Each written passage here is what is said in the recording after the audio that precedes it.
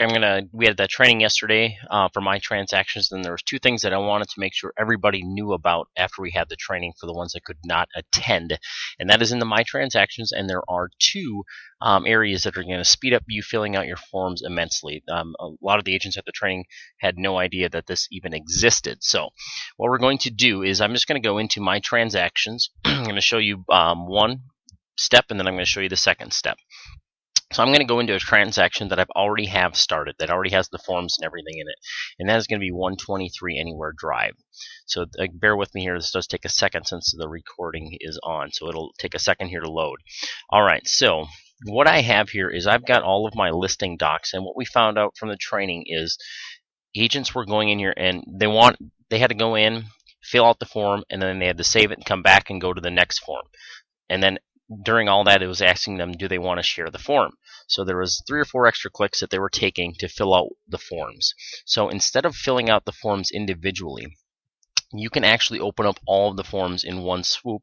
So you're filling out everything, and then you can just save it all at one time. So you're not clicking here, filling it out, and then coming back. And to do it, there's a button right here. Once you hover over it, you click on it. It says Open All. So once you open all, now I'll show you what that looks like.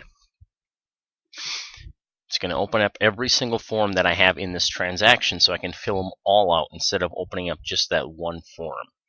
And this is going to save you a ton of clicks. I mean, if you've got 15 forms times 3 or 4 extra clicks, that's about 80 different clicks that you're going to be able to save yourself from. And what's nice is you can tab right on through all of these forms. So let's just go through. So here's the first form. I don't have to do anything on that. And then I've got the lead-based paint. Once I click in here, I can tab and go through the entire. It'll tab all the way to the last form, and it'll go to every single field.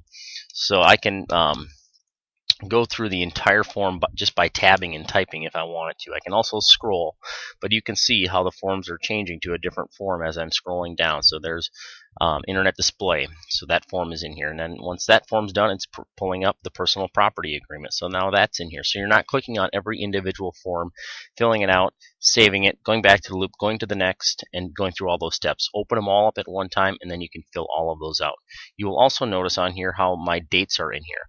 I've got the address and the dates are showing up on here, and where that came from, this is the second tip that people were unaware of, and that is the edit details right at the top left of every single loop that you create. I would actually go, when I create a loop, that would be the first thing that I do, is I would go into the edit details and put as much information that I know about this transactions in here.